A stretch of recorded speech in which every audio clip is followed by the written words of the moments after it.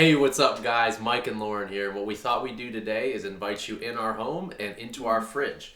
So let me just say, I definitely have had my 2 cents into what goes in, but all the organization, all of that stuff, Lauren gets the credit for sure. But Mike brings home the meat. For sure. That's true. We're going to talk about what's in the freezer in a moment. Yes. So stay tuned for that.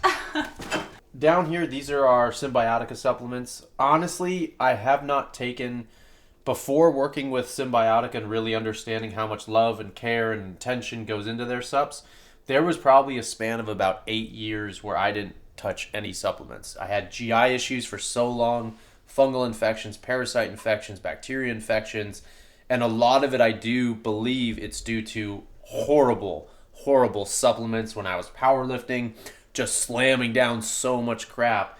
And so once I started finding this company and knowing the owners, it's an incredible company. So this is some of the Symbiotic supplements: B12, vitamin D, activated charcoal, which I believe should be in every single person's medicine cabinet. Rumi is for sleep. Adrenal is for when I'm really stressed.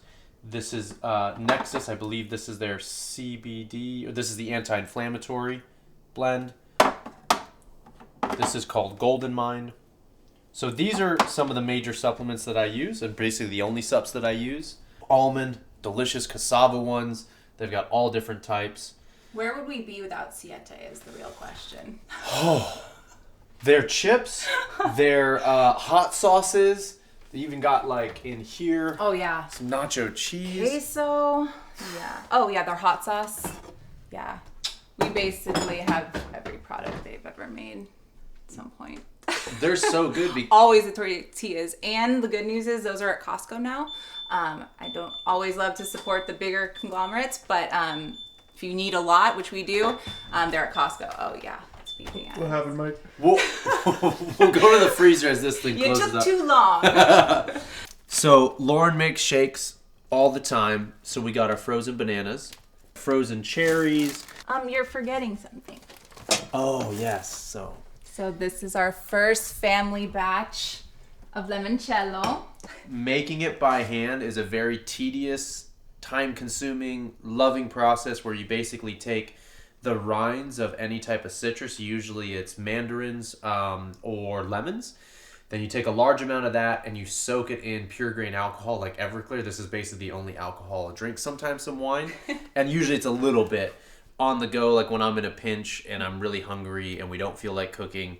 Good chickens in here. We've got, of course, a few little treats, some Cocoa Whip from time to time. Don't show that. Oh, we get wild. We're normal people too. Right. This is wild boar. There's also some wild, there's some venison here, and then there might be one of these might be aoudad as well, which is kind of like a mountain goat. You can think of it like that. But these meats right here, and I have another freezer in the garage that's stocked with this. This stuff means a tremendous amount. This was from a hunt, or actually 2 hunts that I was recently on over the last year. And it was my first transition into really getting close and in touch with where my food, specifically my meat, comes from. Whether you're spiritual or not, for me, there's a very spiritual experience and connection when you see the animal in front of you, if and when you make the kill, then being a part of every single stage in that process, from the slaughtering, breaking it down, to also nourish my family, to also gift this to other members of my friends and family. The shortening the distance between the farm to the table is a big part of the philosophy that I live by now, and I know Lauren does too. Anybody who eats meat should at least see in some way, shape, or form where their meat comes from.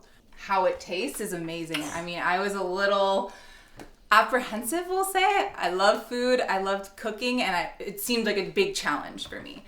And that said, it has been delicious, first of all, and a good challenge to, again, just become closer with the food. And I know the story of the kill, so it's a really sacred thing to appreciate the ingredients that much more. Primal Kitchen, just quite good ingredients in terms of not a lot of the shit oils and that most people, not canola oil or anything like that. They're using avocado oil primarily. Fat lane, basically. And that cabinet over there is full of fat too. So so any fat in its natural form is kind of what we're shooting for. That increases the nutrient density. And yeah, you don't want processed oils. The last thing you guys want is processed low quality oils and fats. Super important to go with quality on those things and with meat.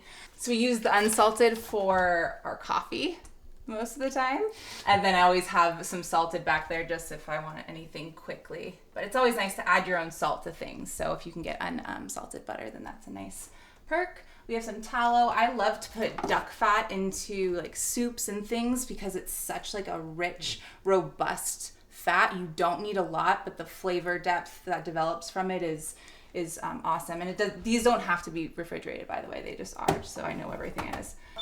I think it's time to close it up, but we got bone broths, booches, alternative milks. We are a mushroom household as well. These are all mushrooms. We got some good stuff. The most important thing to Lauren and I is that the quality's good. But we also are human too. So like we love treats and we love, Lauren likes these Italian sodas and the name of the game is 80-20 and that's truly what we live by and what we love to share with people. As long as the quality's there as much as you can, enjoy your life, enjoy your food. And this is our fridge. Yeah. Hopefully it inspires you to make some cool choices in your food, but also allow yourself some freedom and some grace with your eating. I used to be very regimented in my meal times. Still is. Still am.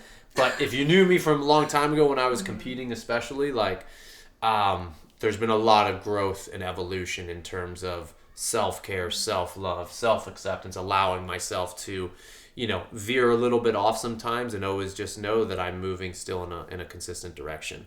None of us are perfect, nor do we need to constantly strive to be perfect.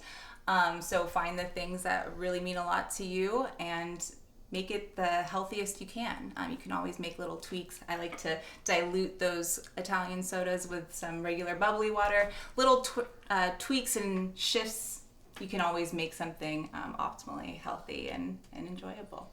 Dope. We gotta show them coffee.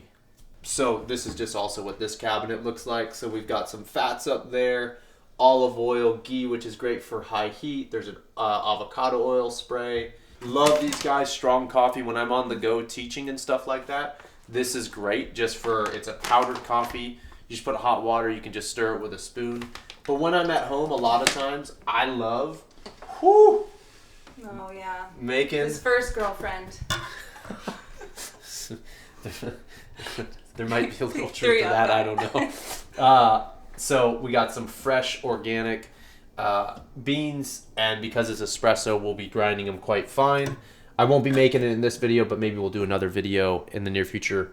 We pull the shots here on this machine, and then we usually will add some type of fat to it as well. I know the Italians may not be used to that, and every Italian family member or business colleague that's ever been here, they're not used to butter in the espresso, but if you're in Italy right now and you're watching, just trust me.